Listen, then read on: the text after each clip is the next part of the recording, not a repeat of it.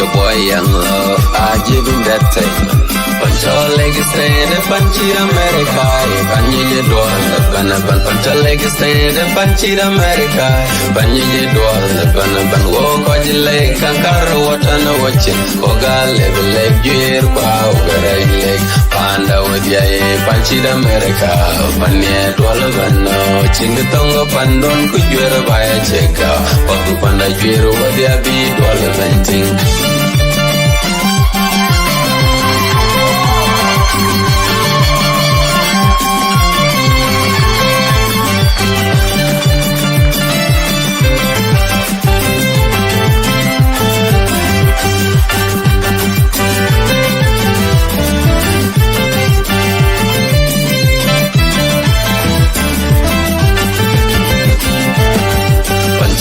Stand up Panchi America, Banyi Dwal, Pancha leg stand up Panchi America, Banyi Dwal, Banaban walk on your leg, Kankaro what I know watching, Oga level leg, Gear pow, leg, Panda with ya, Panchi America, Panya Dwal, Chingatonga Pandon, could you ever buy a check out, Paku Panda Gear, what they be Dwal venting.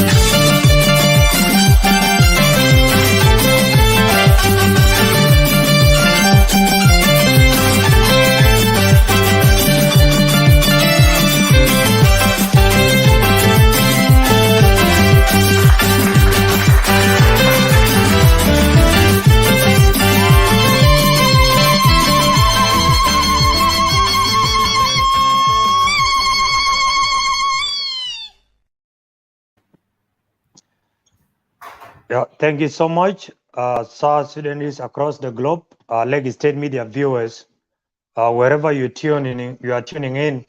Welcome to this show of today, the 29th of July 2022. And yesterday, most of you can remember, we were to have interactive session yesterday with our guest, Mr. Edmund Yakani, the CEO of CEPO, and because of internet, our show was interrupted yesterday. And we promised yesterday that we will still bring him back. And basically, we will start from where we stopped yesterday. Mr. Edmund Yakani is one of the leading activists in our country and the CEO of CEPO organization, which is also advocating across the country and trying to sensitize citizens and also work alongside in regarding to disinformation and propaganda. He always verify information and avail them to South Sudanese. And you all remember, our country is now at the crossroad. And that is why we are here today to talk about those. The first issue that our guests will tackle is the issue of looming extension of a transitional period, of which most of suggestions came out and none of them is even clear. Others say 28 months, 32 months, and 30 months. Which one is which? We are yet to know. Another issue which he will tackle and brief us about it is a recent attack in Unity States, particularly in Mayom County, between rebels and SSPDF soldiers. And we will wrap it up with the visitation of our president to Entebbe, Kampala, Uganda. Mr. Edmund, you are highly welcome to give us your opening remarks, and then straight away to the topic that is actually giving a lot of worries to South Sudanese, the extension of the transitional period. Edmund, you are welcome. Thank you very much. First, I'd like to make an apology. Yesterday, we couldn't succeed in the interview because of internet issues, but at least now the internet is fine and I'm in our office. So I think, going straight forward to the concerns that you have raised, what I will share with you is that, one, we are at a crossroad as you described. At this crossroad, either we cross it with political dilemma or we cross it with the concrete political decisions that will contribute in transition our country from where we are now to a peace and stability that we wish to see as we aspire since 1983, when we launched a military struggle against the power in Khartoum, where we feel like we have been discriminated, marginalized, and oppressed. So we're at that junction. And as you are aware, since 2013, we have been in consistent armed political violence where we have lost huge lives of our innocent citizens compared to the time when we were struggling for our independence. And also, I've seen the country, the intercommunal violence is breaking almost everywhere and is claiming and is really destroying the social fabric. Our country is breaking into community defense forces across the country. As now we speak, we have 5 hotspots, community defense centers across the country that are really posting threats even to implementation or enforcement of rule of law by the state. So like communities are so armed that they can defeat the government, the state agencies. So that's the situation we're in now. And that situation could have been resolved with a genuine implementation of the revitalized agreement. And of course, when talk of genuine implementation of revitalized agreement, you can't achieve any genuine implementation if the parties that are signatories to the revitalized agreement didn't regain trust and confidence for working together and accept the truth and the reality on the ground that politics, it means how giant you are today, tomorrow you may not be the giant. That's a political shift. So until we have that political attitudes that nobody is permanent in politics and in power, and new merging forces may come and overtake from new power, but that have to be in an honorable and peaceful manner. So until we reach that moment. So where we are now, we have signed a revitalized peace agreement, which I'm part of the signatory to it.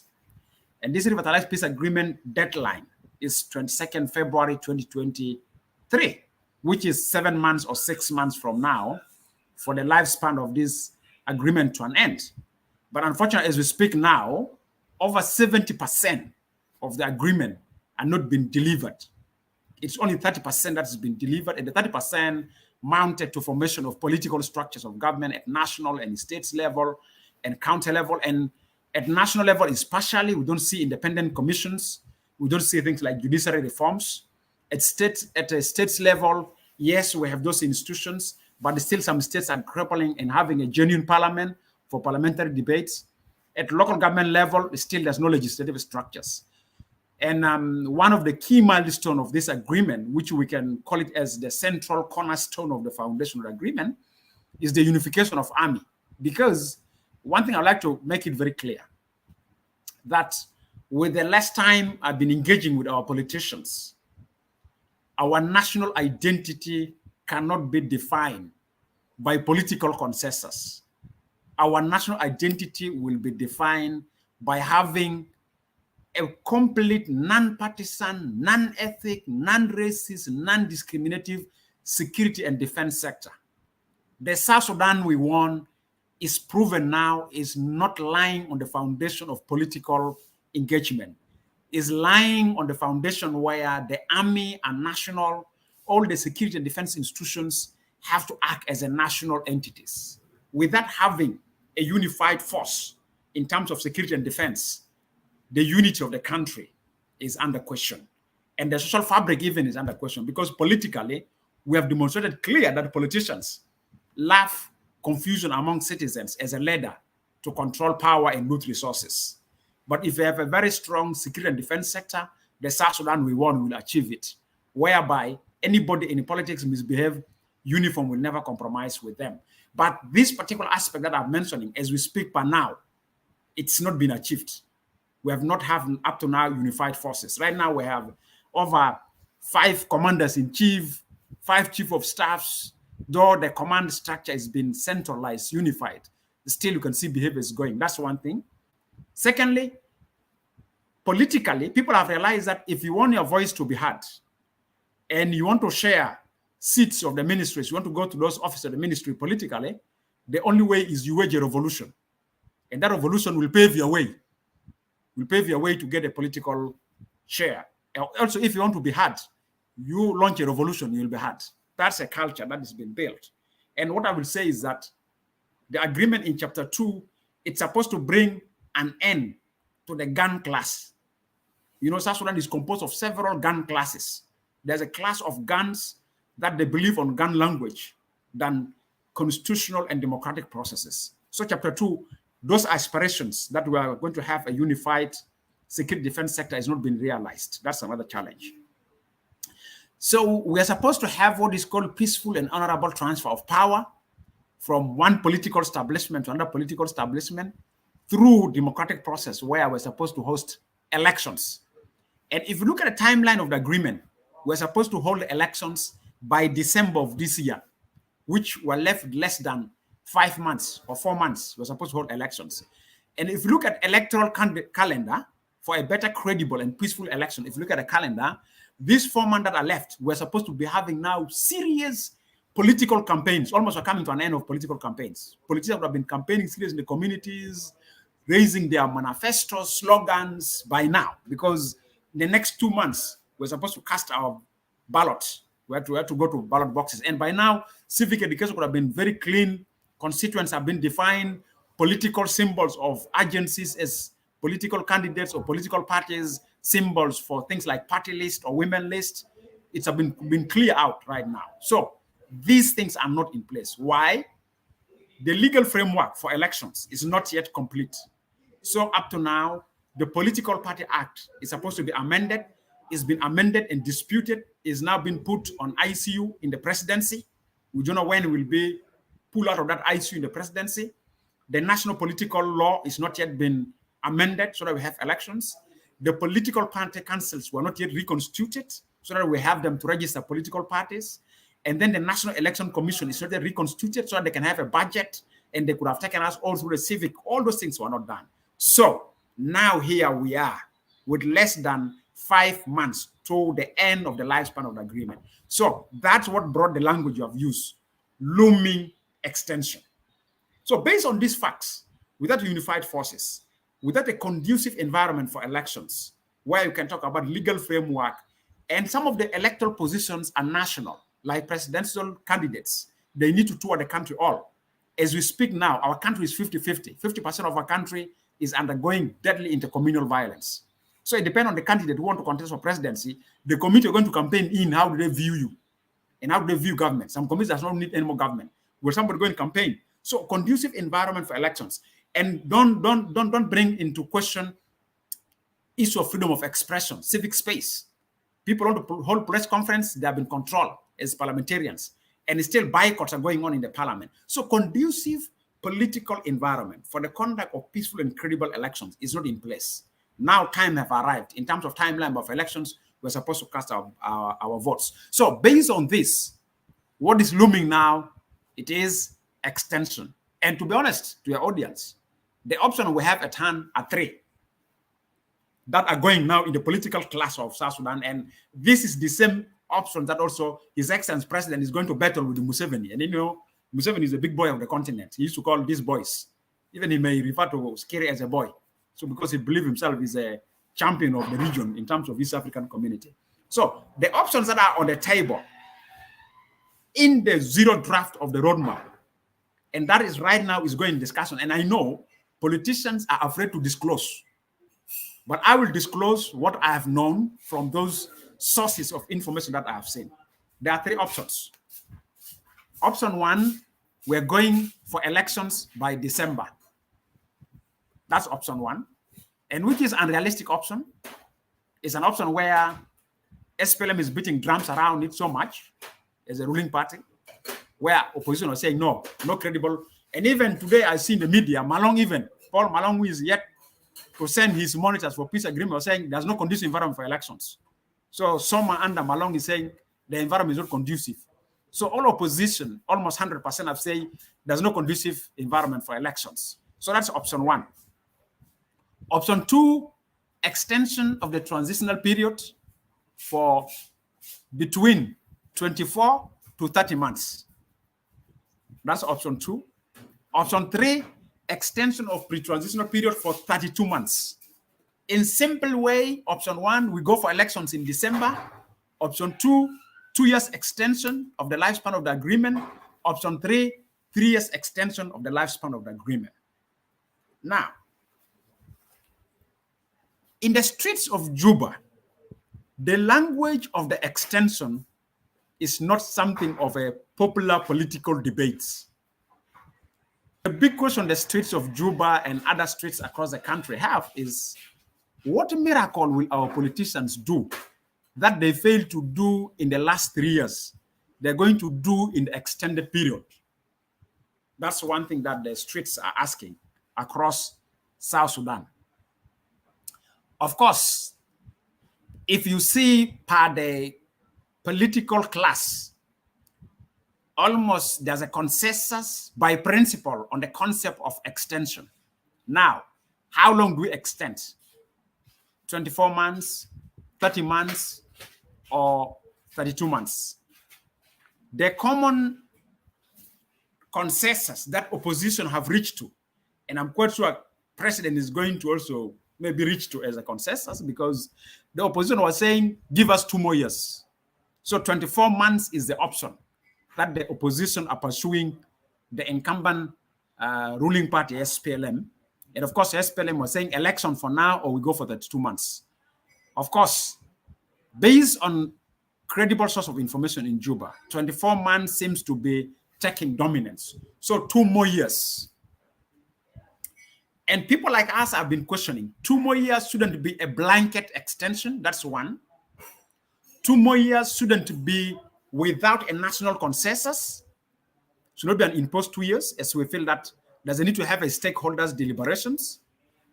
And also 2 more years, we need to see renewal of political pledge, because the political pledge that we talk for them to renew is we have never seen a gain in trust and confidence, and specifically among the principals. Since 2019, we have not seen any joint rally between His Excellency President and His Excellency First Vice President outside Juba. Even in Juba, meeting of presidency, it have to be begged through advocacy or through regional players coming in to push His Excellency President and First Vice President to have under the presidency a meeting. So the question is, what miracle will they have in the extended period for the next, whether 2 years or 1 year and a half or 32 or 3 years? What miracle will they have? That's the question that is now lingering in the brain of the public. Now, we as an organization, we conducted a public polling, and the public polling came with a different outcome. The outcome of the public polling, citizens were saying nothing. If we're to compromise for extension, nothing more than 18 months. And the 18 months must be inclusive of this particular period that is left. So it means 1 year only. So it means we will have this balance of time left, and then 1 more extra year. And from the citizen, they customize every single period. Period number 1, from now until the end of the year, before February, we must finish unification of forces as a first priority. Next thing, you go for now for delivering of reforms, transitional justice. Of course, transitional justice continue from now, and reconstitution of institutions at least until February next year. Registration of political parties. And from February next year, you roll out political processes that centered at building an environment for credible elections and for constitutional making process. So that at least you have elected government, that's why there's a constitution. That's what they're raising. But also out of the public opinion that we conducted, citizens were demanding certain institutions to be dissolved. And mainly the target institutions under the national responsibility. When I say national responsibility, these are institutions that 100% are South Sudanese administered institutions. These are institutions not like RJMEC or Citizen.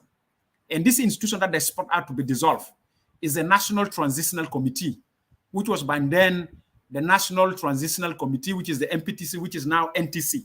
So they want the National Transitional Committee to be dissolved, which is chaired by the Presidential Security Advisor. The view of the citizens that this particular mechanism consumed enough money that they were been claiming for implementing the revitalized peace agreement. If you could have given me a chance, I want to share with you the statistics. I just want to pull a paper here. In just a minute, I will tell you how much money they have received, and some of those monies could have helped us graduate our unified forces. But it ended up become for buying defections, for creating confusions among political parties rather than implementing an agreement, and even for bribery to win some politicians to give in their power to others in the expenses. We will give V8s, or you're told you wait a bit, we need X to come to power. So the statistics that I have, if you can give.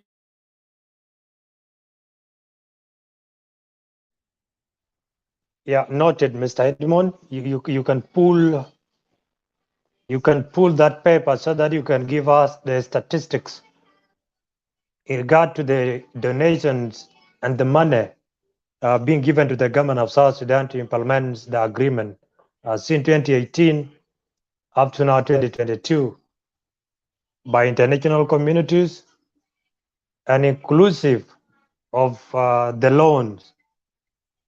Yeah, you can go ahead and give us statistics. Now, the statistics are: 1, NPTC have received 40 million out of 100 million in the early days of 2019. And this 40 million is supposed to be customized for 1, establishment of the government and unification of the forces. None of these men have gone for the unification. Later on, they have received over 200 million. None of this money also have gone into the peace agreement. So this amount of money are huge that were being delivered to the peace agreement, so that we can have it more credible, so that maybe some of your colleagues who may later on come and raise. I want to raise it here. If you see, this is the picture of Tutkeo and the statistics, so that Badin Lofinas Jain Yasal Soal, so that they know that I'm not speaking out of nothing. So in this particular page of City Review, and in particular, the statistics are here down here. This is where the statistics are here, and I'm ready to share the statistics. So you realize that this money, 40 million, we have not seen graduation of the unified forces. Later on in 2001, another 40 million, and another 20 million and something, which all mounted to almost, plus borrowings from the donor community and from financial institutions, equated to over 100 or 200 plus millions that are supposed to be for the agreement. So people are saying this body have received enough money, and we have not seen any unification of the forces. Even soldiers in the cantonment side are hungry. And as we speak with you now, I know over 10 companies that are ready to sue the government to court because government asked them to supply food items and medical items to the cantonment side, and now they are not being paid. So they don't access Tutkeo. And the language is that we will pay you soon. And now this is the language of the graduation of the unified forces. If you go and ask them, when are you graduating unified forces? Come the president of Sudan will graduate unified forces soon. Come AU chair will graduate unified forces soon. Come the chairperson of AU, the president of Senegal to Juba will graduate unified forces soon. Journalists ask them, when are you going to graduate? We'll graduate them soon. So that soon remain as a soon. I don't know that soon is not going to take us during the extension period of the lifespan of the agreement. So that is the situation we're in, that I'd like to say that's the debate. What I've seen as a consensus, 24 months is going to be the determining factor. That means 2 more years. These politicians are going to stay in power. Some of them try another equation, which was completely fought back. And that equation, I'm going to have a statement on when I share this equation. Some of them say, look here, let's go for an extension, but we scrap off all the vice presidents. We only have a president and vice president. We reduce the ministries from 32 to 25 with 18 deputies. Some of them question, are you implementing revitalized agreement or you're renegotiating revitalized agreement? So there's a consensus, we must remain as we are with the extended period. Nobody should tamper with anybody under the government establishment that has been established. So what I'd like to say is very clear that when politicians want to loot, they have consensus. But when they disagree, they turn to kill us. That's what I've realized with our political establishment in the country, that looting is a point of consensus. And when we question them for accountability and transparency, killing us is the option. That's what I've seen. And that's what takes me to the next issue that you have raised, the development in Mayom. And this development in Mayom that Stephen is carrying with his political and army, which is a complete South Sudan again movement for liberation, or as a movement of South Sudanese that is both political, militarily, challenging the center of authority in Juba. So you have raised it. And I think it has become very clear that people believe if you want to question the center of authority in Juba, the only means you can question the center of authority in Juba is through military struggle, which is completely something that we could have not embraced it. If we have political maturity of political dialogue, if we embrace the culture of political consensus, build up consultation, we don't reach to that level. But now, what Stephen is doing in Mayom is already a revolution. I know the office of the president, through the press secretary, Atenuwe, couldn't accept that. But when you hear the language of the military, already today in the newspapers, the spokesperson of South Sudan People Defense Force say, we have killed 65 soldiers of the rebels. So clearly, there's already a revolution in Unity State. And this revolution is posting a threat for two things. One is posting a threat for the legitimacy of the revitalized peace agreement, but also is posting a threat to the Rome peace process. Because remember, Stephen Boy is neither of either of the SOMAs and the Rome peace process. So it means if we want to question him, he needs a process he belongs to. So, and remember, that is Unity State in fragility. Never forget about Upper Nile. Upper Nile, there are silent revolutions there. Simon Gatwich was been questioning his advanced team in Juba to return back to him to Khartoum. You couldn't get the advanced team. They entered the classes with Olony, which I think already also that some people can forward it more. And now Gatwich have made an official statement that Juba have thrown away the Khartoum peace agreement they signed. So Juba does not believe anymore for it. So the next statement I'm going to expect from Gatwich saying, I'm going back to the bush. And the barrel of the gun will be the only way we're going to speak. And the former chairperson of SPLMIO, who is the Minister of Mining, Henry Odwaro, was in Khartoum. And they had a good meeting in Khartoum as Kittigwang Group. And remember, that's not a Kittigwang Group united. It's divided Kittigwang Group under Olony claiming the chair and Sam Garuch claiming the chair. And all of them are hosting Khartoum. So the question comes, where is Sudan here? Is Sudan for political stability or Sudan is for political instability? While the same thing, Sudan Minister of Foreign Affairs came here to Juba. And if you see the statement coming from the governor of Unity State, Montreal, the first statement is to say the attackers were tracked and their foot marks shows that they enter from Sudan side. Immediately, the Minister of Sudan of Foreign Affairs landed to Juba the following day at the capacity of Minister of Foreign Affairs, but I said at the capacity also chair of IGAD Council of Ministers, because Sudan is now the chair of IGAD officially. So the question is Stephen alone? Is Simon Garwich and Johnson Olony alone? Or are there some sympathizers in our member state like Sudan that may need to embrace them? If Juba goes stubborn, then they use it towards Juba. And remember the exchange of Juba and Khartoum as a host for the peace process of the other. So they tend to build hangars. Khartoum is a hangar to hang over South Sudan agreement, and Juba is a hangar for hanging over Sudan or Khartoum peace agreement that was signed in Juba.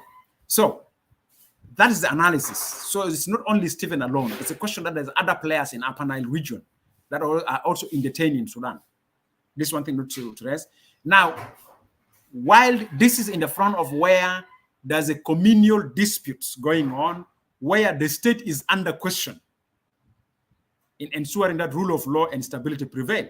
The pocket of violence in Tonch, the pocket of violence in Tombra, the pocket of the grievances you have in Western Baragazal, in Wau, where there's another group of IO which is not completely in Wau town, there's for them to stay outside there. The pockets of tensions around Eastern Equatoria, Nimule, Magui, all those pockets, if they find that Stephen is raising a flag, and specifically when you have discontented politicians who are power hungry, because our politicians are so sharp, they can easily declare loyalty to Stephen. And you know, defection is a ladder to power. Even if you're an idiot, you defect today, tomorrow you find yourself your commissioner or you're everything. So defections also may mobilize? And if elections were imposed in this context, are we going to have a peaceful country? That's a challenge. So the clashes that are going on in Mayom between SSPDF and Stephen Boy, it is a real revolution. And of course, now the two giants are trading accusation. SSPDF was saying Ayo were aiding Stephen, and today Ayo made a statement. They are not anymore aiding Stephen revolution in Unity State. And so that's the problem. While besides this also, in Unity State, Mayom itself, the Bulnwer have classes of politicians that believe on a gun language. So you're going to have the camp of the governor, and that we may add to it the security advisor, Stephen, and other discontented Bulnwer. So you're going to have internal Bulnwer crisis that will subject the country to go for what? For revolution. And if you see one of the painful moments that I would like to share with audience who may come later on, some of them may be supporters of this or that. The question we have, if you see the burning of our own soldiers in the recent incident in Mayom, and remember, if you ask yourself, those are youth who might have sacrificed themselves since 1983 until the day they are burned in Mayom to liberate the country from the oppression and the pressures of the northern Sudan, which is now Sudan.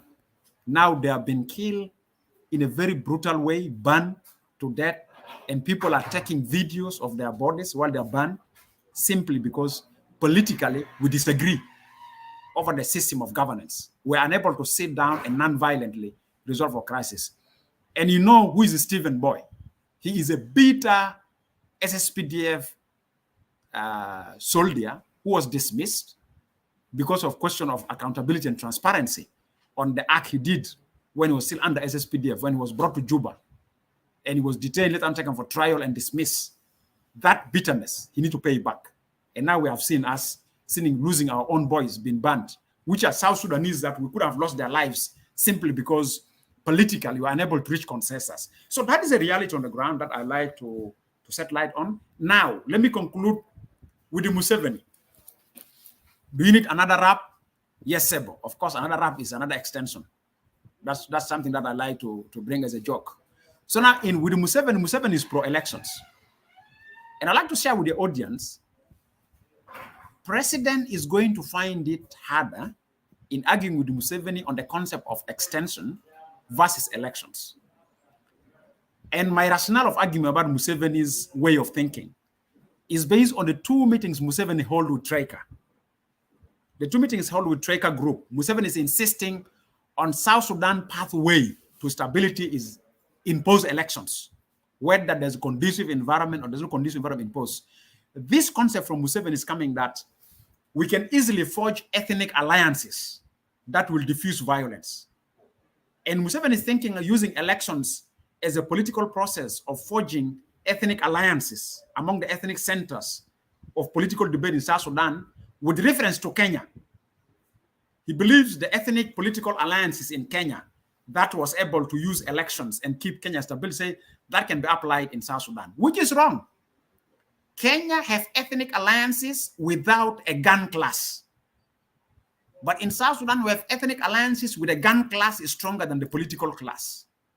So gun class can determine what they want. So for me, Museveni have no option. Museveni is going to take side with the extension, but also the development in Mayom is a threat to Museveni. And specifically, my brothers, I'd like to share with you, our president is in Kampala for climate change conference. And this climate change came at a moment of East and the Horn of Africa where we have the debate of the river dredging and maybe likely renewal of Jongole Canal projects. And Museveni is negative about the concept of dredging and renewal of Jongole Canal. Museveni have lectured Egyptians through the journalist who was interviewing him.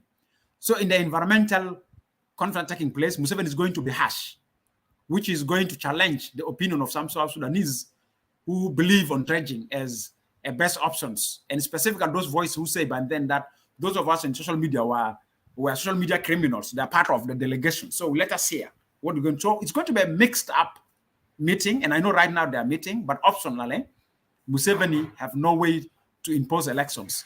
He will buy the extension.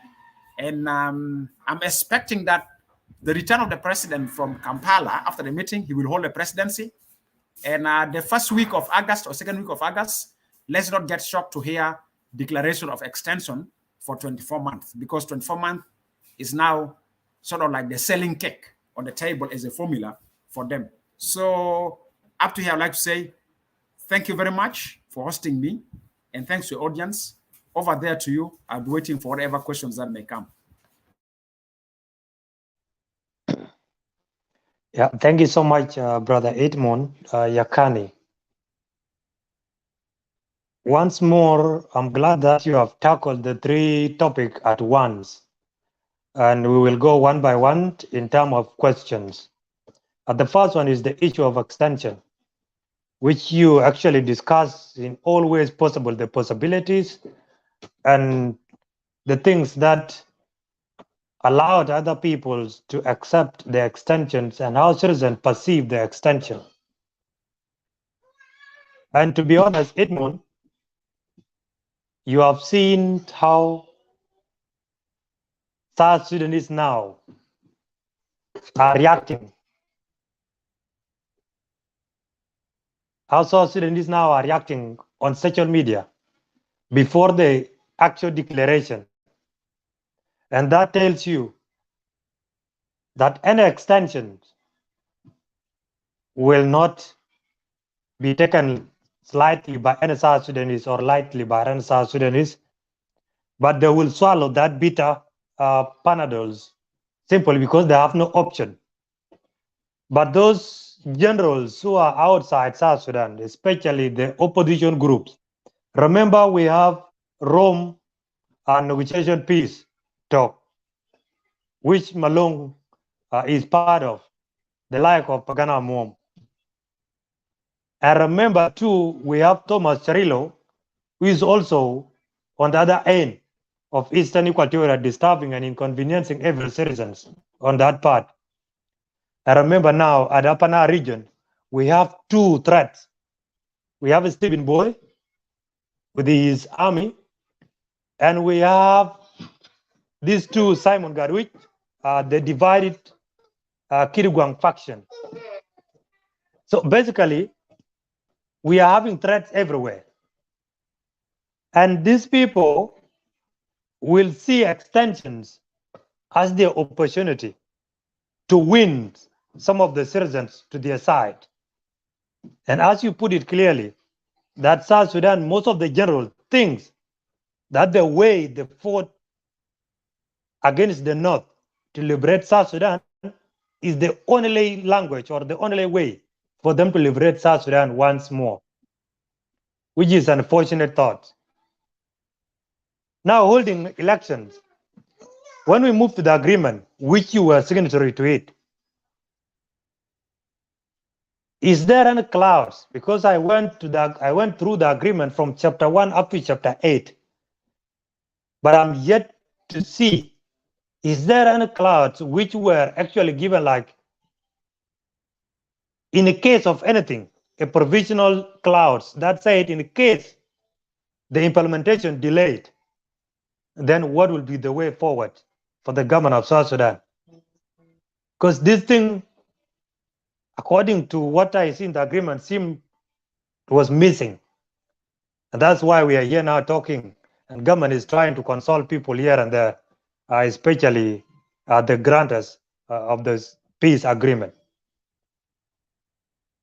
Now you lay out three possible opportunity or possibilities. Number one is to hold the elections, of which, considering the time frame, the rampant insecurity, census has not yet been done, political registration has not yet even been done now, political atmosphere is still hostile, other commissions have not yet been set up, chapter 2, which is the core, has not been implemented, chapter 5, which is also according to the hierarchy of all the agreement, chapter 5 follows chapter 2 in terms of what they mean for South Sudan to have peace. Chapter 5, nobody's been talking about it. You said this thing cannot allow the election to continue. Second one is extension for 2 years, and then extension for 3 years. But there's one thing here very interesting, which you said, that most of the citizens, according to your survey, say we don't need extension. We better go for an election.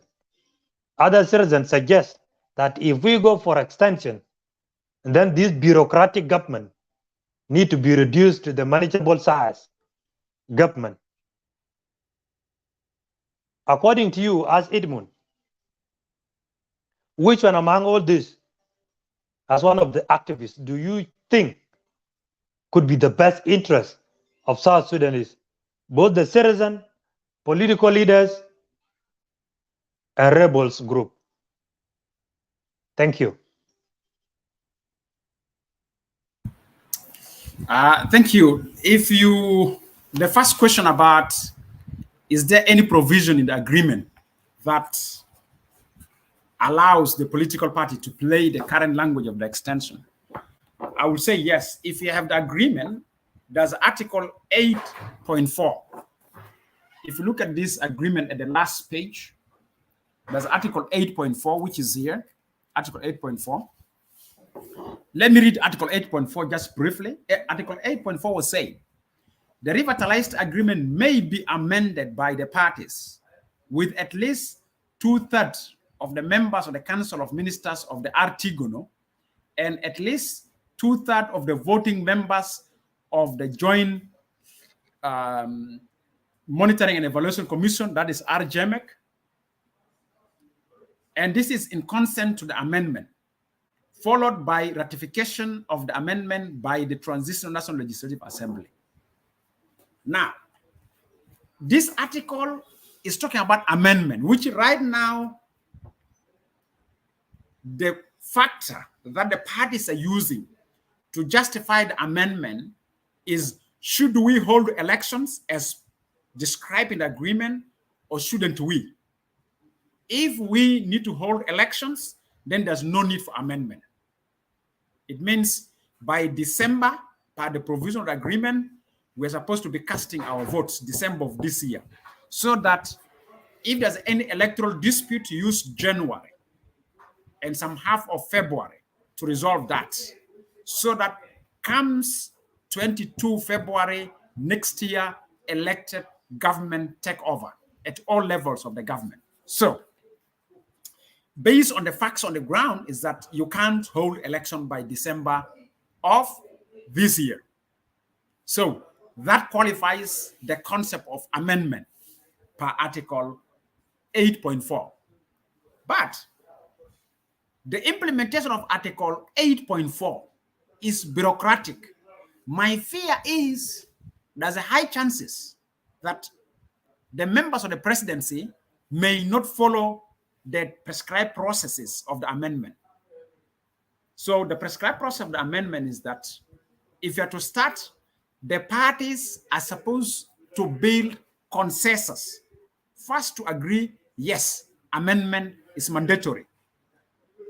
And that's why if you see some political establishment in country and out country, and even as civil society, we have been calling for stakeholders consultation, where all the political establishments, all the players, all the actors, civil society, youth groups, women groups, academia, we go for national consensus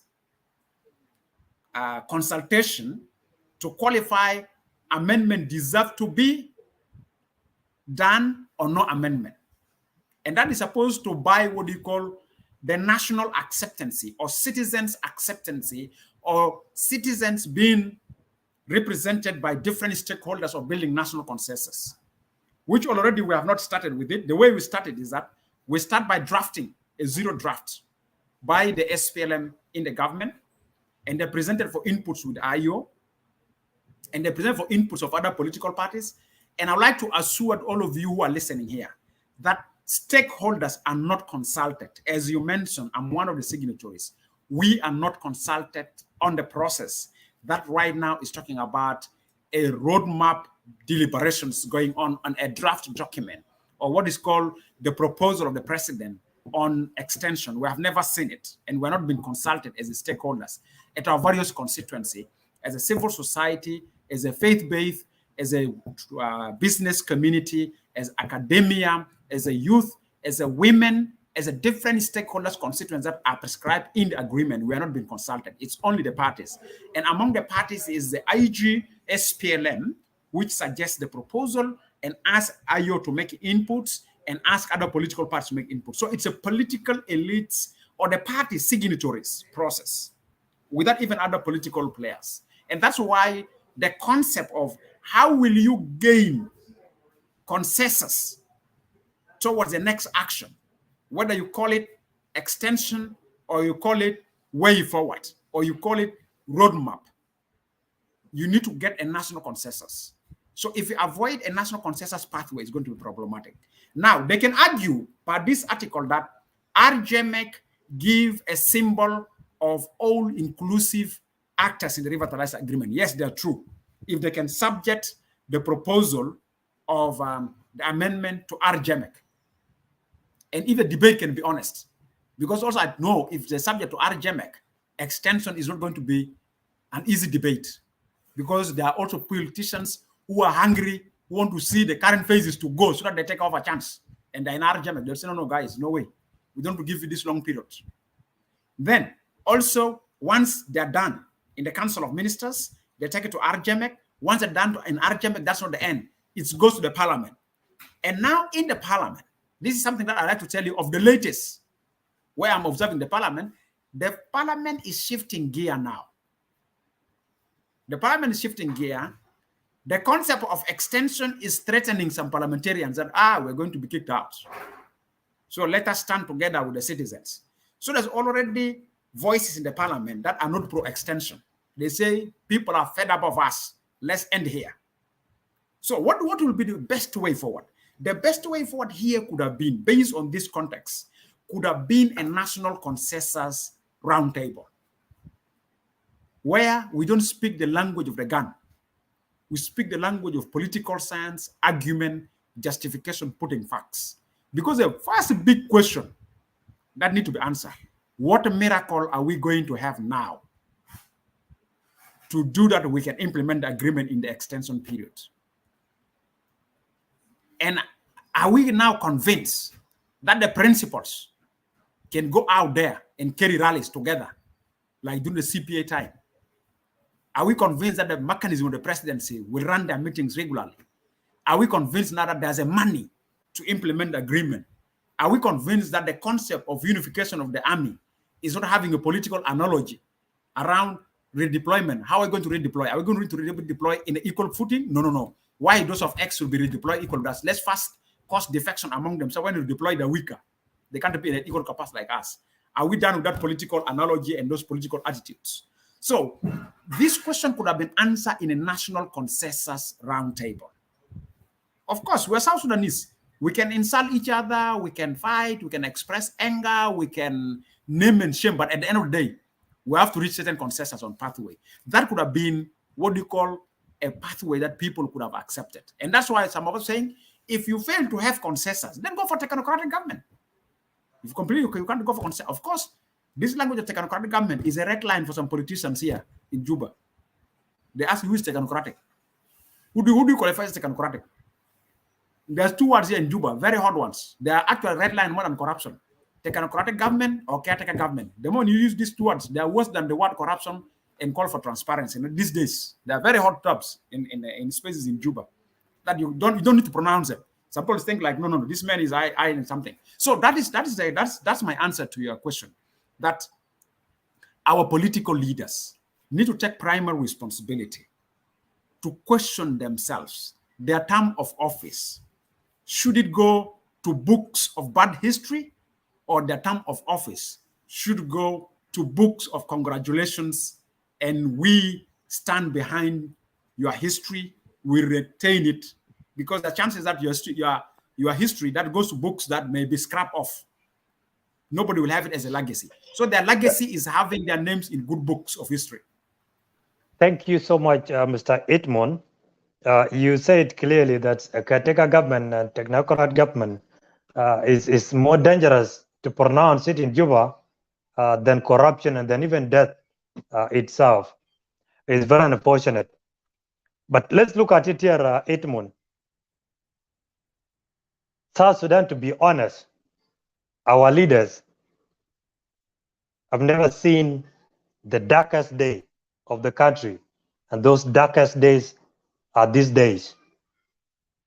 Remember, the world now is battling each other. And economic recession is about to hit the world, which was engineered as a result of Ukraine and Russia war. Basically, in terms of finance, no any country is ready to sacrifice its first interest to support people who lost directions like South Sudan. And that's why you saw the tweet from the former Assistant Secretary of State, US, saying extension is a scam. You were given more than 3 years, you did not deliver. And you are now talking about extension and you expect international community to continue funding it. He was so boggled in his tweet, and it's straight to the point.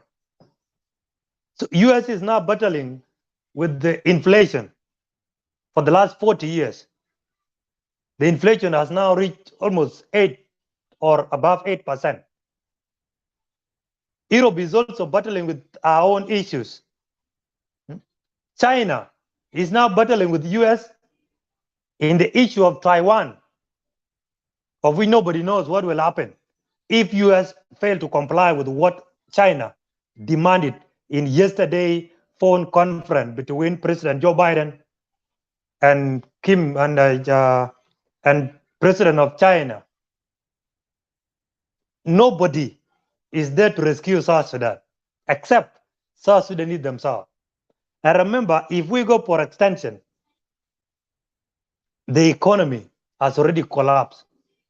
If $100 is now, if $1 is now 620 pounds, then remember, before the end of this year, $100 could possibly reach up to 70,000 South Sudanese pounds. Commodities in the market are not resting because we are in free economy or free market economy. Citizens themselves are fed up. The agreement has now been extended. This one will be fourth extension since it was signed, and nothing is yielding. The question citizens are asking is that if we allowed this politician to go on with the extension of 2 to 3 years, are they really willing to utilize that period to implement agreement, reconcile the country, bring back all the oppositions, especially those who are outside South Sudan? In that period, will they even get money to finance the implementation of the peace after they have disappointed the international communities who gave them closely to $100 million in support of this peace, which ended up in the hand of hotels, especially Pyramid Hotel? And that is where we lost it from the beginning, and buying off some of rebels to their side. As activists, Mr. Edmund, what do you think that will give South Sudanese hope, or what will be a guarantee to them that whatever period that you will accept, assuming we are going for 2 years, will these 2 years be enough for them? And remember, our politicians are shown lack of political will, and all of them enjoy to be there. They're using agreement as a tool to keep them in power. These are the words being said by South Sudanese, Mr. Edmund. According to your own analysis, have you seen some indication that they are really willing and they are convinced through their heart that South Sudanese are tired? They need to exercise their democratic right to vote for us if they are going with a 2 years extension period. Thank you.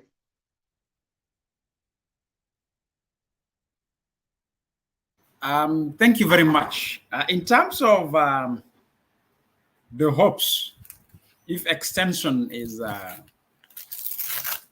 achieved for 2 years, as I said, like it's the more almost viable option on the table. Whether there's hopes that things may go smoothly and deliver. To be honest with you, my assessment is until the principles of the parties regain trust and confidence, change their political attitude, change their political language, and take responsibility by saying, I think it's proven we can't provide what citizens wish to see as a good governance in the country. Because if you use the language of service delivery, a small gain can be counted as service delivery. But the question is all, we need democratic processes where the little you have done, you have scored, is subject for scrutiny, for check and balance, for transparency processes. So the hope is not there. My actual analysis that the scenario of falling back to violence is becoming more stronger than the scenario of transitioning from violence to peace. To be honest with you, if this extension period is not managed well by the principles, and here I'm not referring to the parties, I'm referring to the principles, there's a high chances that the country will fall into very bad pockets of violence, that even the legitimacy of the government may disappear. Why? Because citizens are fed up. This one. Two, generational issue is becoming a real political phenomenon in South Sudan. The generation in power is not the generation that needs good service, rule of law, human rights. The generation that demands democratic processes in size is bigger than the generation that denied the democracy. So we're going to face a generational clash. And that's why I was telling people, to be honest, we may see what happened in Sri Lanka, what happened in Libya, in Arab Spring. It's painful. But the theory is coming. You may kill the first 15, but you not kill the less millions that are coming after the death of the 15, which we don't want it to happen. That will not happen if our political leaders, if they can shift their political way of doing things to something that meet the best interests of the country. First, what do we need to, for example, let me tell you, if they declare extension today, the first thing people want to see, can they forget about graduation of the armed forces, forget about money? The first thing people want to see is there a deficit in trust among the principals still? The moment they mark there's a deficit in trust, that is going to be a challenge. When are we confirming that? Whether there's a really trust and confidence among the parties to implement the country. There's a one activity that is going to be the immediate activity questioning the extension itself. The debate around the actual national budget, the 2022-2023 budget debates, will confirm to you whether there's a political will to deliver the country from violence to peace. What will be the indicators? How much cake share of the national budget is going for peace implementation? And how much of it is going for services that is going to meet personal interest of the leaders? That's the first indicator in front of them. Today, I was in the National Parliament to collect a copy of the budget. So today, I've seen the budget, all the necessary, required documents for enactment of the budget today have been given out. On Monday, they're having a sitting. The sitting of Monday will prove to you, are we in a right path or we are in a wrong path? And now, before you talk about graduation of forces, money, the debate around the budget itself. And now you can see indicators in the country is showing that this class that want to retain confusions for controlling resources are in clash. Look at the tension between our customs department and our National Revenue Authority now. The tension is mounting, is becoming bigger after when President decided to shift our customs department to be part of Revenue Authority, National Revenue Authority. There's a continuous exchange of statements and orders, directives are coming like presidential decrees. We cancel this, we disagree with this, we are introducing this. If you don't pay this without this license, people are creating more opportunities. So you can see the whole scenario around the political power is a competition over the control of resources. Until they change that, people will have a hope. And another thing that they have sold out, and this is now the opportunity for the president. If the president is clever, he have an opportunity that he have seen between him taking the country per the wishes of the citizen or taking the country per the wishes of the people. The dredging project, the river dredging, the river Nanam dredging, was a very clear indicator that within the University of Juba, the younger population stood up with the banners, singing songs, "We shall never, never surrender." It means you're playing with the oil, you're playing with everything. But when come to the question of our destiny, we shall never surrender. It's the same thing in the first 2 months of the revitalized agreement. If there's no graduation of forces, if there's no allocation of money for the peace agreement, if there's no political rallies that shows trust is being regained, people will lose hope. Now, what people will do? People obviously, they know, experience that you can't go to the streets. You go to the streets, you'll face it rough. As I said, you'll face like the way of technocratic government or caretaker government. You'll face that. The best way is South Sudanese are well expert of bush. They all jump to the bush. And that is a disastrous, because my worry is that if violence break now, we cannot be convinced to come to the table of dialogue because we'll be so many. An example, Rome process, from 1 summer to 2 summers. Kitiguang. 1 Kitiguang, Katumpis agreement, now is Kitiguang 1 and Kitiguang 2, or you can call them Kitiguang Garwich and Kitiguang Olony. So those are divisions are coming. What's the guarantee that we're going to have a consolidated movement? And look at statements that in our deadly intercommunal violence that is going on between the Twitch Dinka and the Ngok Dinka. Look at those social media campaigns that are going on. Look at what's going on between Ayot and Nirol in Jongole. Look at what's going on between Eastern Equatoria and some few elites in Jongole over this issue of Nimule and Magui. Look at the development between the Toposa Triangle and the Murle Triangle of the recent classes. Look at what's going on in Ikotos. Look at the tension between the Balanda and the Zandes in the exchange of statements, where even the Council of Ministers cannot meet for the last 3 or 4 months in Yambio, as Western Equatorial State. When you take into account those divisions, and now you add gun to those divisions, who will convince us that we're going to sit in one table to reach national consensus to keep the Republic of South Sudan prevail? Nobody. So the hope is little.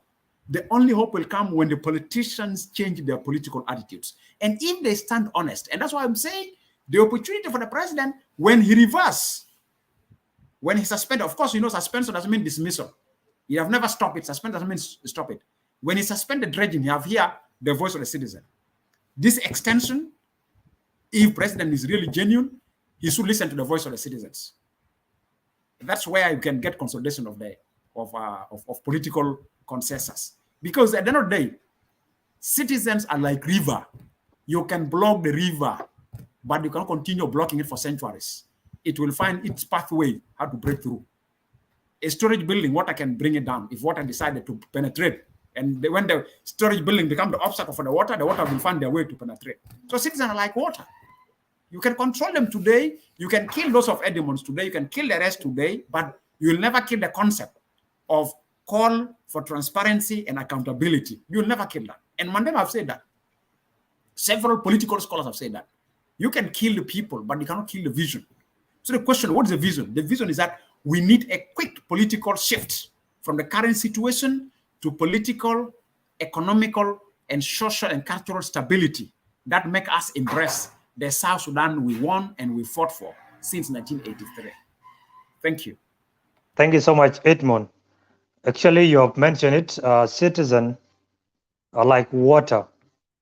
Whether you block block A, they will find their way in block B to penetrate. That's true. You gave examples of Sri Lanka. It was yesterday in Iraq when citizens stormed the parliaments and took over the parliaments. So while citizens are doing things which were never done in 20th century. And the same thing, protest is happening now in neighboring state, DRC, where Congolese said we are tired of UN peacekeeping forces. Since 1960s up to now, and no peace even to be kept in DRC. So citizens are not to be joked around. And our leader maybe believe South Sudanese are too naive not to see what other citizens are doing across the globe. Extension, as you said, will attract two things, and this is the fear of most of South Sudanese. Number one, civilian disobedience or public uprising. Number two, it will increase more rebellion. And once we become too many in the bush, then nobody will be left in Juba to seek for IGAD and East Africa community to mediate our peace talk. It is very unfortunate, but we will wait what the leadership will decide, because they're the one that always decide anything on behalf of the citizen. You talk about the rampant insecurity in South Sudan, and especially Mayom County issue. The issue of Mayom was very unfortunate. I too came across those clips where South Sudanese were banned like animals. It was so devastating and terrifying. We were not expecting that. And now opposition group claim that South Sudan government is using agreement to buy time, and our patience is already out. We need a right government in place and elections without considering some of the challenges on the way. It's very unfortunate indeed. And the national government, especially the Juba government presidency, are trying to downplay it. They are leaving it in the hand of the state government of unity state. But it will reach them in Juba. It is sad indeed, Edmund, that no any place in South Sudan is safe, be it Equatorial region, Bargaza region, Apanal region. Every area is unsafe. The only safest place now is Juba. And once these people migrate from the region to Juba, Juba will be congested, a rate of crimes will be so high, and people will not like it. What will happen in Juba? It will have no different from what happened in Addis Ababa in 1974. So it's likely to happen in that situation. Back to the visit of our president and his huge delegation. This is very interesting, and I need you to tell us, why is it, Mr. Edmund, that if there is a foreign troop, the entire ministries are denied to go? What is good in foreign trips? Ministry of Interior has gone. Ministry of Environment and Forestry has gone. Ministry of Foreign Affairs has gone. The minister in the office of the minister of office of president, which was named lately as a presidential affairs minister, has also gone. 4 of them, and each one of them is having his own secretaries, how do you call them? These private secretaries are moving along with them. And you remember the huge delegation within the office of president. We will start from there. What is so interesting in going to Uganda, everyone? To be honest, the conference that is taking place in Uganda, it's a climate change conference that brings East and Horn of Africa head of states and ministers. And the ministers that are more relevant in that conference that should go together with the president is a minister of environment and forestry, because it's a climate change. In our interest in the region is that we have seen drought in some part of East and Horn of Africa. We have seen how much drought have fueled food insecurity. and how much food insecurity have fueled deadly communal violence in East and Horn of Africa, and how communities are competing over the small lands that they might have for earning their livelihood in terms of either farming or grazing. And of course, South Sudan have experienced that. So ministers that are linked, maybe somehow we can compromise and let interior go, because enforcement of rule of law or law and order is here required. So we can say president, environment from one side, sector of protection as interior, maybe there, but of course the rest goes there. But if you see the accompanying delegation, the accompanying delegation is composed of a team that are not much more interested in the environmental conference, are more interested in lobbying Museveni on the political pathway on this issue of the revitalized peace agreement. As you said, globally, the world is changing in terms of foreign aid. Actually, we're heading to the world of there's no free aid anymore. You want from me, you must give me something. So that thing of we donated. Even I don't know if you realize, colleagues who are watching, if you see donations every year or a certain period of time is dropping down.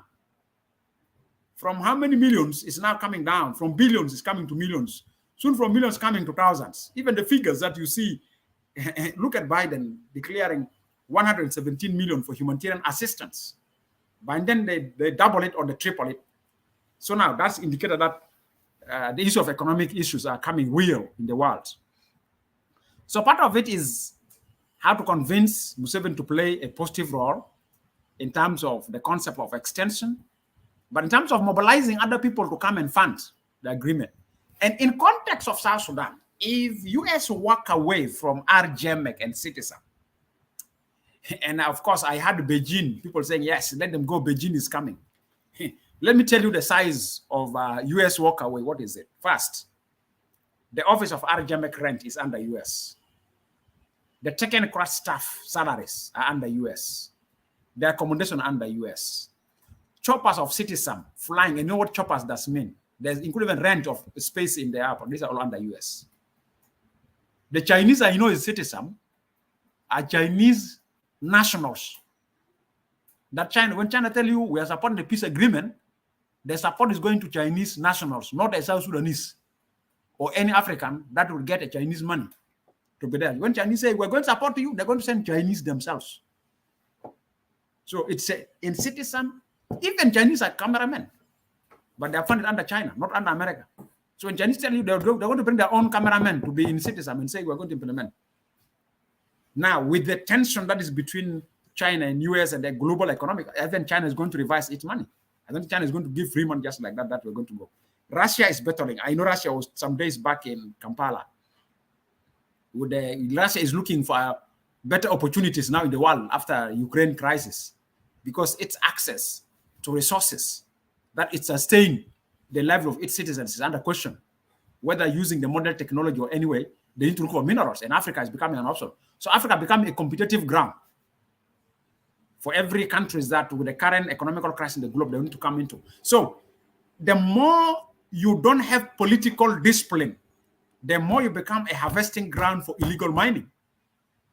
And DRC have realized that now they are subject to become a space of illegal mining. And if you see there's a documentary recently, which was meant by one of the journalists, around how minerals are being looted out of DRC. Even they make a tarmac road that end up as an airstrip for flying minerals. So they say we're tarmacking, but while this tarmac end up as an airstrip, that plane can come and land without the notice of the authorities. And these multinational mineral companies have to establish militias to protect their interest.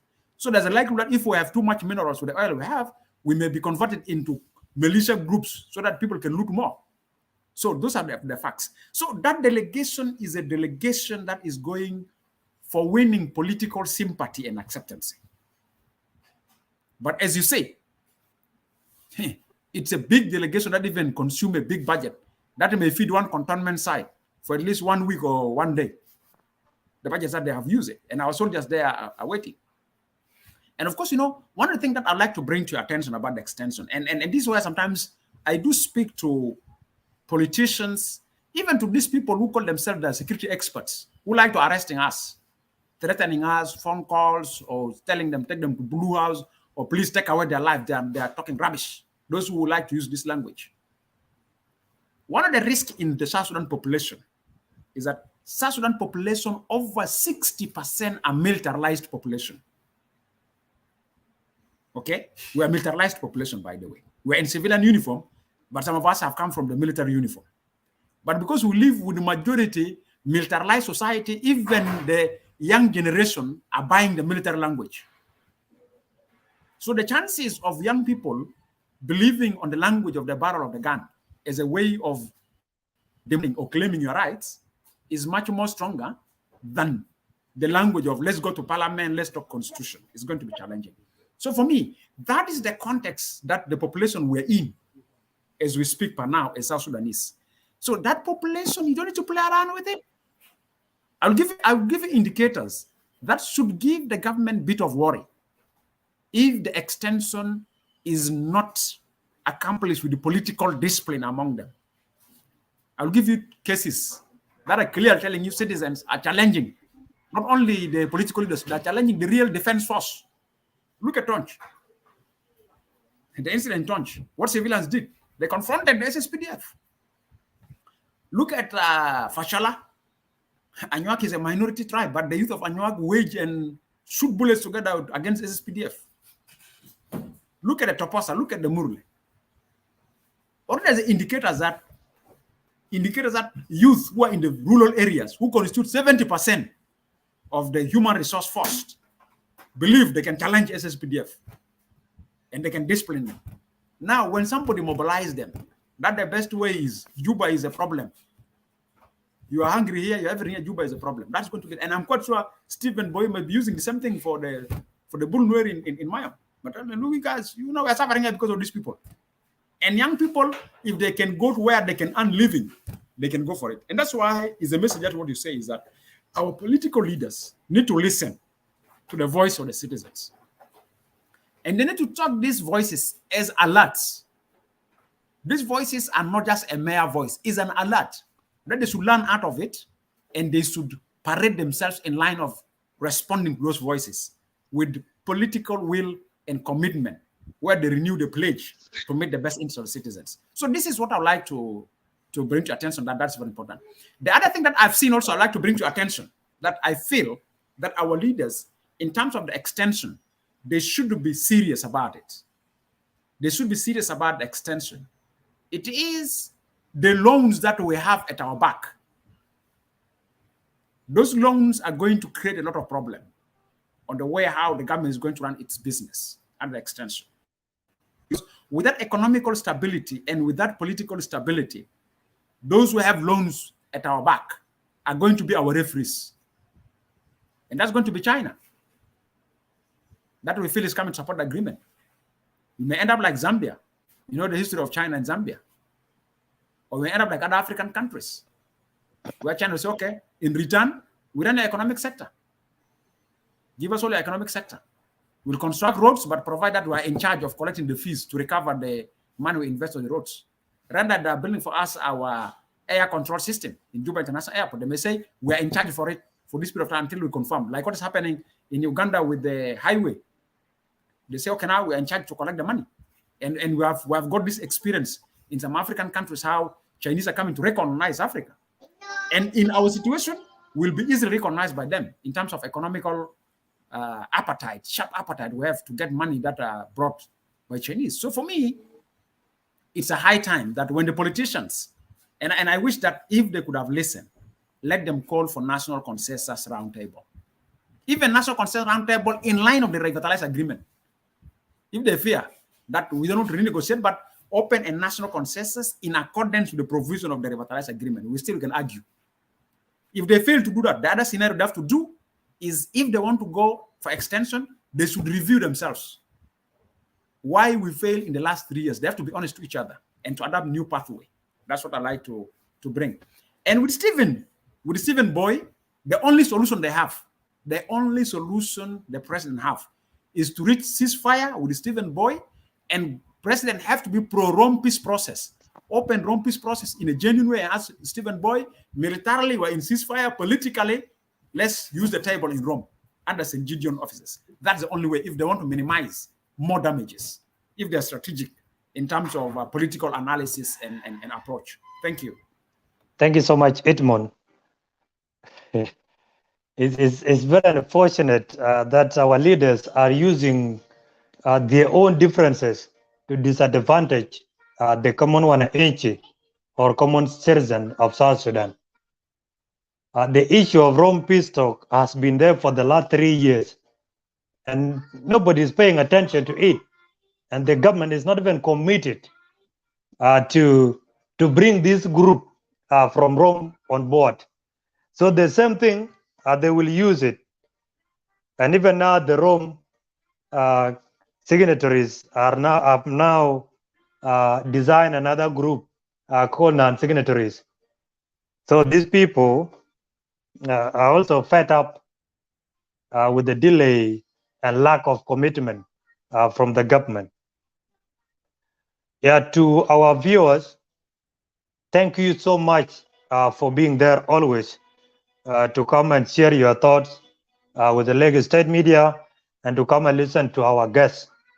To my brother behind the scene, you can review the comments if any of our viewers has a questions, so that we can wrap it up. And while you are viewing, okay, one question is already here. My question is, if the extend transitional government to 18, 24, or 32 months, are they going to be recognized by the international communities as legitimate government? Thank you so much. That question is so genuine and legitimate. Edmund, that is the question. The legitimacy, will it be recognized by international communities, even if they force the citizen to accept what they said? Will they force international community to recognize them? And then another question from my brother Daniel Wall. A question you might consider: why did the government and oppositions agree on sailing the Nile waters, but they have no will in implementing the agreement? Thank you. Those are the two questions. You need to note them down, and you will tackle them before we wrap up our discussions or our conversation. Now, before you move to them, you said before, when you were trying to analyze and predict what President Yoweri Kaguta Museveni might say to the President of the Republic, President Salva Kiir, that Museveni was pro-election, and he suggested at some point that South Sudan don't need negotiation. We need to impose election, whether there is conducive environment or hostile environment. I guess the reason why Museveni came or arrived to that conclusion, Museveni maybe is worried about the intervention of international forces. Remember what happened to Gaddafi of Libya. Now Libya is no longer the same Libya people want to talk about in 2011, 2010, all the way down the years. Libya is now a different nation because of the presence of US or NATO allies with the French. And there are numerous countries. Look at Zimbabwe, look at Congo, look at Somalia, look at Central African Republic, look at Gabon, look at Cameroon. Maybe these are the things Museveni were fearing, that if we continue this path, and maybe South Sudanese may fed up with the process and try to confront the government, the international community will immediately stand with the citizen and uproot the government. And if that thing happens, then South Sudan will never be the same again. I think this is where Museveni was coming from, because he does not need their neighbor to be in danger by the angry international superpowers. But all in all, Museveni have no option, or has no option. He will accept what the president suggests to him. Move to the few questions. and see whether Museveni will convince also international communities to continue funding the peace implementation for the next 2 to 3 years of extension, maybe. Do you think Museveni can do that? Does he have power or capacity to convince international community to continue supporting South Sudan? Does Uganda even willing to sacrifice some of their revenue to support South Sudan in implementation of the agreement? As you will be tackling the two questions from our viewers, you also need to shed more light in regard to the interest of President Museveni in South Sudan political affairs. Thank you, Edmund.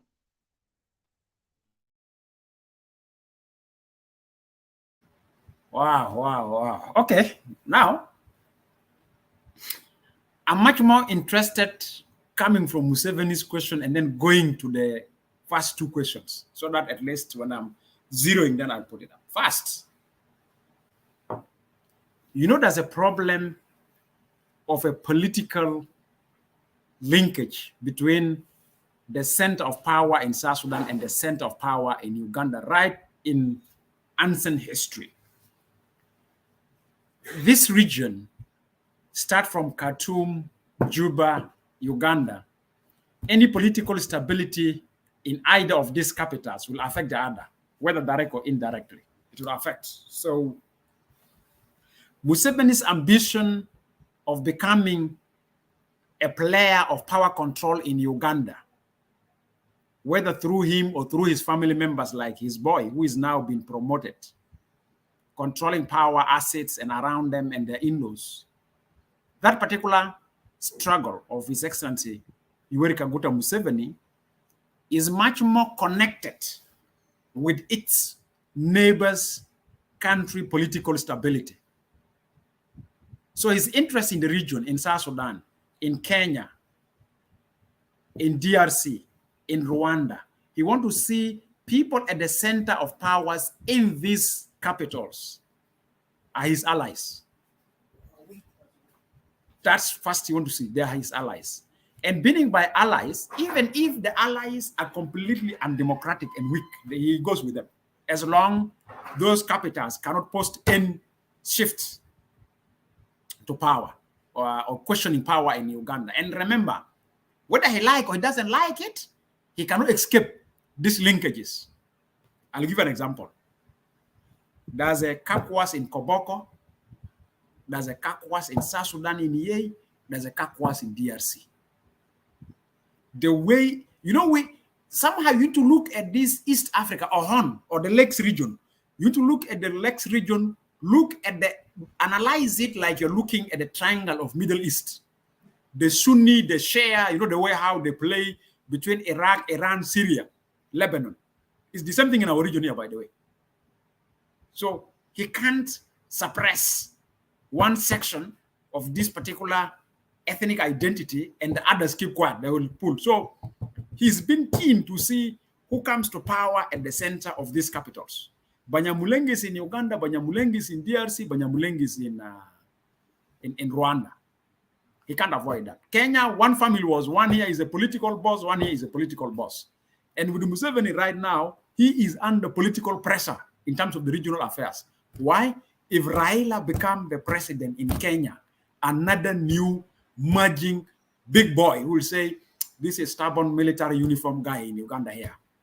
You want to tell me that the bush life is the way of administering? No, you must learn from us, Kenya. We merge within the political science of Nairobi town. We have never gone to the bush, so you cannot convince me.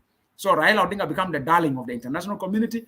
And likely, if Raila become a president, also for Museveni, is that Raila is going to play a very instrumental role in South Sudan. Look at the way when he opened the bridge.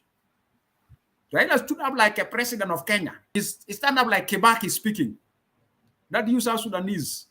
You name schools bridge. You name schools freedom. Bridge freedom. Schools freedoms.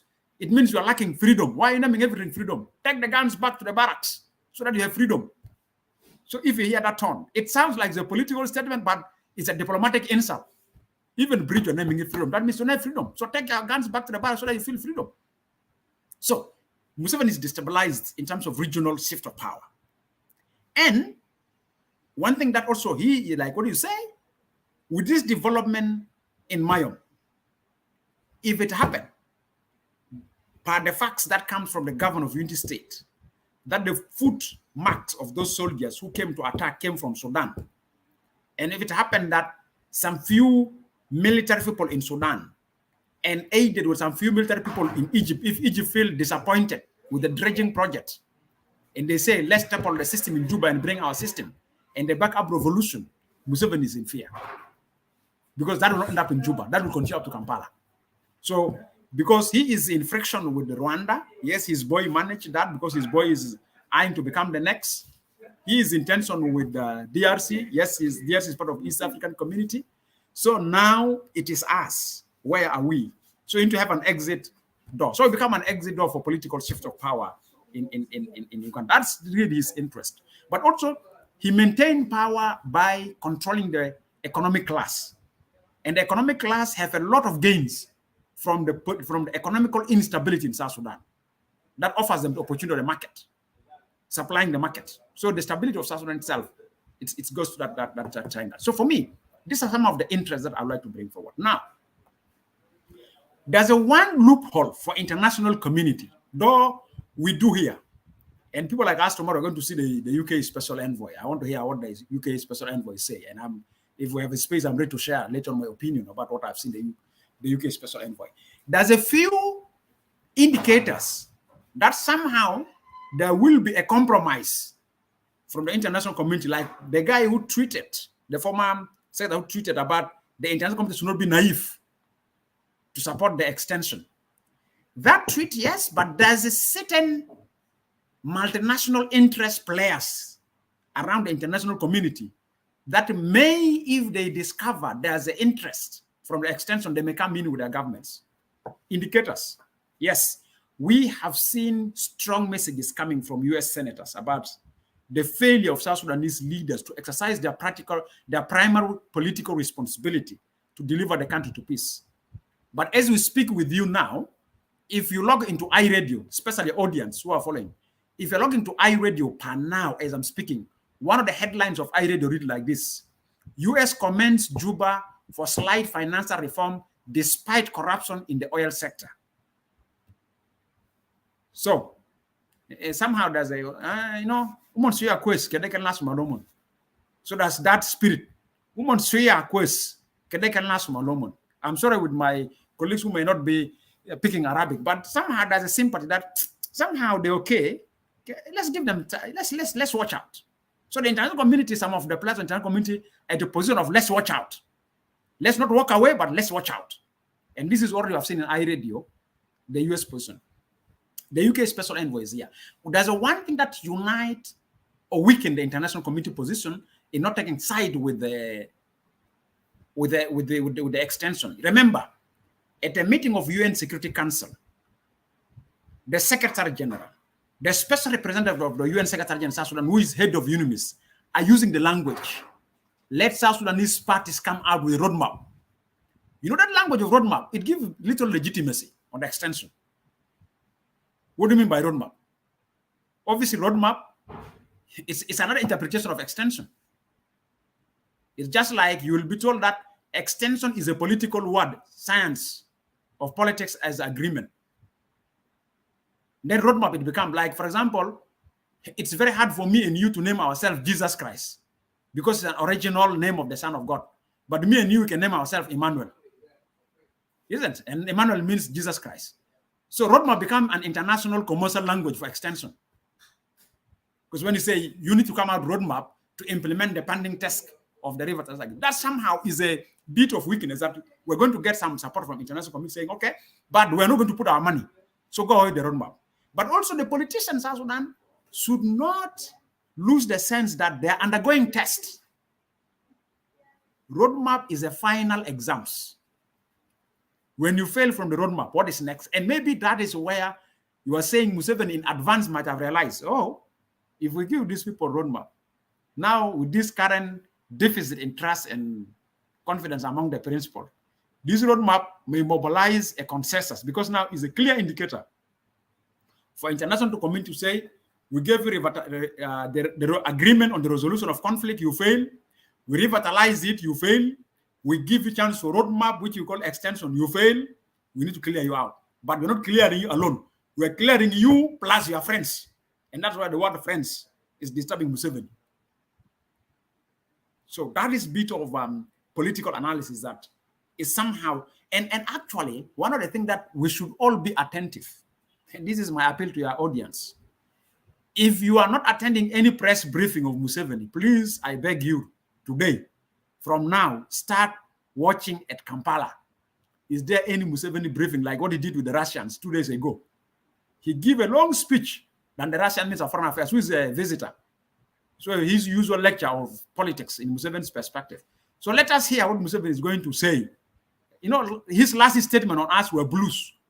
That if you look at South Sudanese, they're not black, they look blues. So today, let us wait. What is going to describe us? From blues, what are we going to be? So let us wait. Today he's going to make a statement. And my prediction is his statement is going to contradict his actual position. And his statement may not impress some political mindset in Juba, especially those who call us criminals in social media. So Museveni is going to tell them, you guys, my brother, you know, you are in the corner here, but I feel politically you are failing. You are not disciplined. So please be ready, people, to lift hands. And of course, you know, shift of politics. It may shift to the other side now. And it may become more pro of the other side, which, of course, Juba have to be keen. And I think that's what motivates President to go. AU Summit, he delegated. UN Security Council, he delegated. IGAD Summit, he delegated. EAC Summit, he delegated. Environmental Conference, M7, he went to it because I think that's the cleverness of the president now to have one-to-one with the Museveni and argue out. You know that.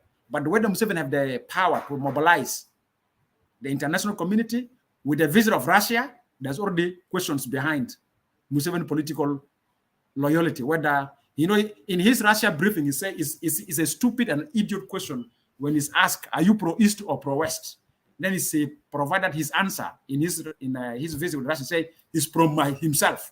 It's not like pro-East. Why should he waste his time to be pro-East or pro-West? He's pro-Russia. He said Russians have never colonized us. They have not taken slaves. Why should be their enemies? That automatically with Ukraine and with some calls coming from US that we need to sanction some African countries that are allies to Russia. You know, those is going to shift. And I'm quite sure. Let us wait the reception in Juba and let us see the first statements that may come out of that visit. So that's the context I analyze around Museveni interests and why we may expect something surprisingly coming out of his meeting with President Salva that some of us will not believe that that's coming from Museveni.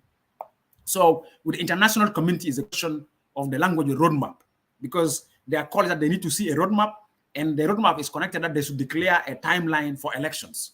So somehow they're going to make it. Because one of the things of international community is this, my brothers. I have to be honest. International community need to exit out of South Sudan with the UNIMIS. Now, with what you have said in your introduction about DRC, when citizens see UN mission in DRC become a headache, UN does not want to make any mistake to position UNIMIS like DRC. And you know, for DRC, there are so many choirs. They are too religious. And they are too much taken by the Belgium and the French gate of music, Dombolea Solo. But for us here, our Dombolea Solo is the RPGs, the AK-47s.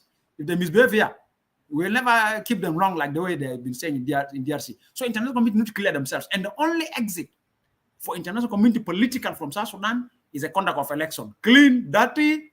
Look at the Libya way. They have to have a government that international we UN will recognize and the other side doesn't recognize. So they want to exit. So only exit, they can't exit through any process except elections. And that's why elections become a strategy of international community exit out of South Sudan. And that's why somehow you will have little buy-in from some members. Say, okay, let's give them chance for their roadmap. Then they may not call it extension, diplomatical. They may call it as a roadmap.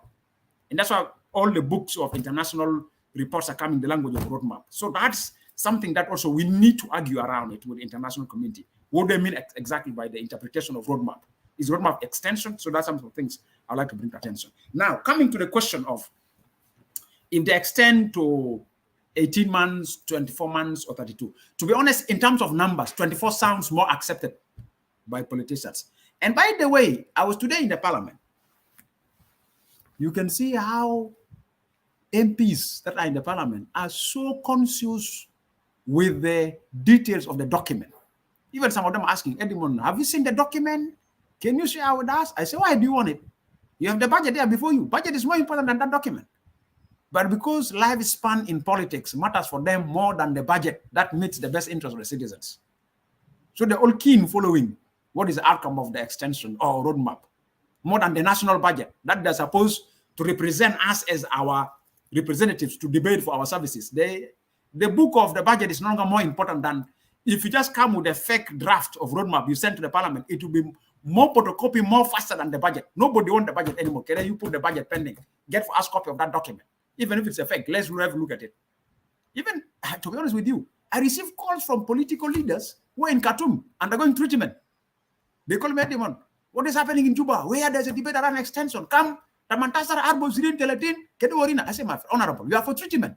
Why don't you secure your health before this extension? So for them, extension is more better than the health that they are undergoing in Khartoum. Imagine somebody in a hospital raised that. So for me, those are some of the indicators that our politicians love power more than the country peace and stability at any level, whether it be economically, socially, or culturally. They like power more than making sure that our country is economically and politically, socially, and culturally stable. That's what to say. So then the question is, what I want to conclude with this statement. Answer the question, why are they selling the Nile water? By the way, is for the first time to see some opponents of SPLM and SPLM-IU reaching consensus on River Nanam dredging and saying, yes, I agree with that statement. And the way they want to bully us around the river dredging, using their youthhood, that when we were small, we see the river has been cleared, even barges can go up to Lake No, they can come up here. But the reality is, the climate change during that time is not the climate change of today. Why?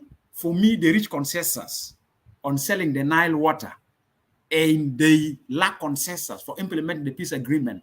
The interpretation is one. If something that make them loot the country, they have consensus. If something that make the country to question them, they have no consensus.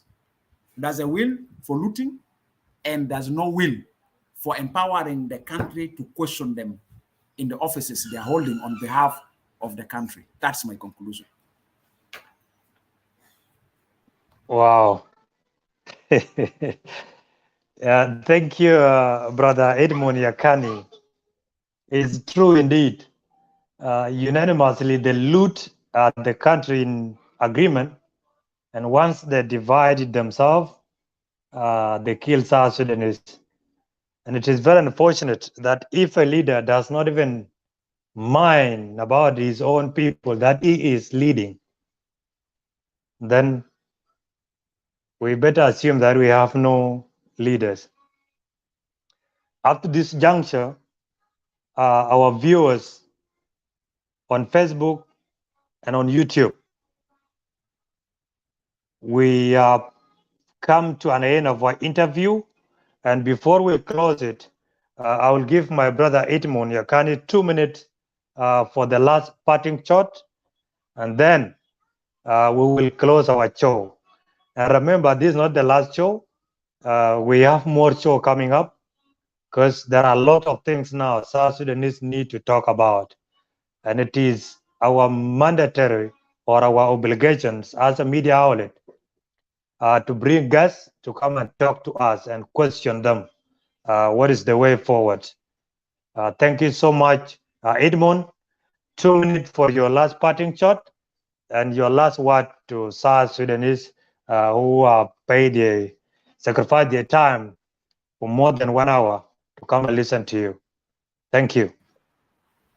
First, I'd like to say, for those who have given attention for this, I'd like to say thank you very much. I'm sharing an opinion, and I feel that if all of us come together in consensus as South Sudanese, we will have the South Sudan we want. My appeal to you is, as we're undergoing this situation, have a hope. There's a light at the terminal. In the light at the terminal, it will happen when you stand up as a nationalist, and when you think as a nationalist, and when you are really, really committed to the top responsibility of whatever you say, of whatever you're doing, is not affecting the social fabric of South Sudan. So whether being in social media or being anywhere or being in an event, never ever take any ethnic position on the political process that we're undergoing.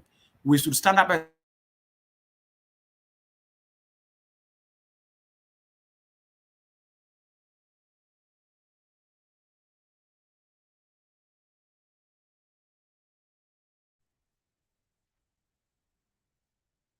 It's very unfortunate. We lost the voice of our guest, Edmund Yakani. I guess the internet or Juba network has really interfered with his last remark.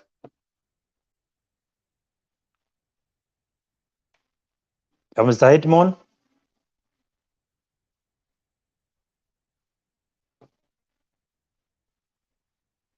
Yeah, I think up to this point, we will end our show. And to all our viewers, kindly, you are the people who always make this media functional.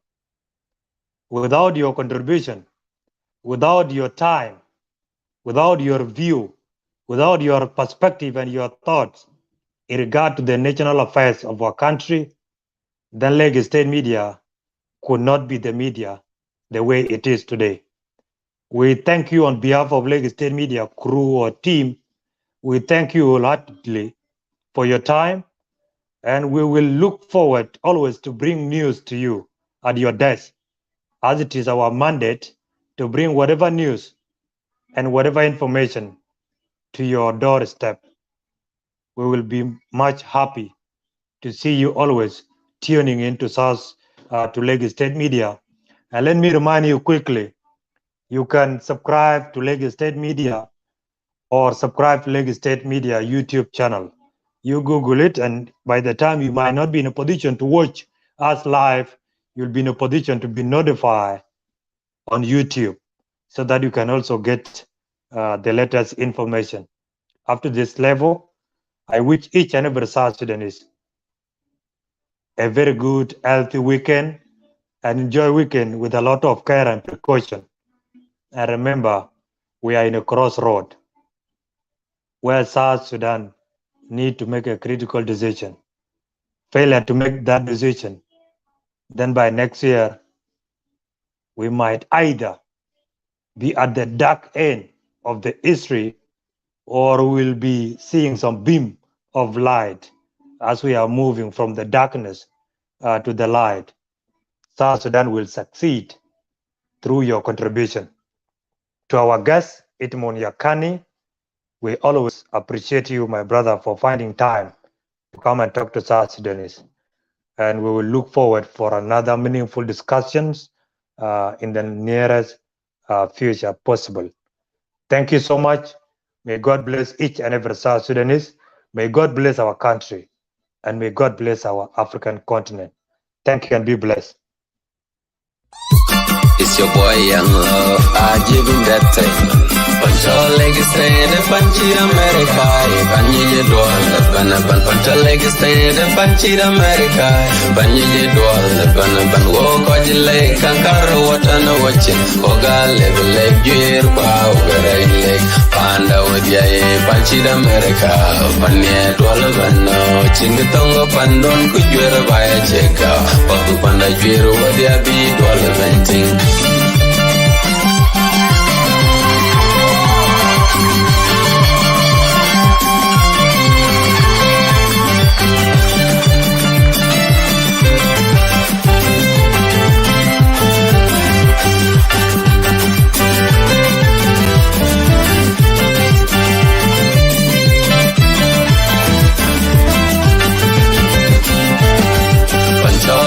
Stand and punchy America, Banyi doll, pancha leg stand and punchy America, Banyi doll, ban walk on your leg, kankaro water no watching, Oga level leg, gear power, leg, Panda with ya, punchy America, Panya doll, no, chingatongo pandon, could you ever buy a check out? Papu panda gear, what ya be, doll venting.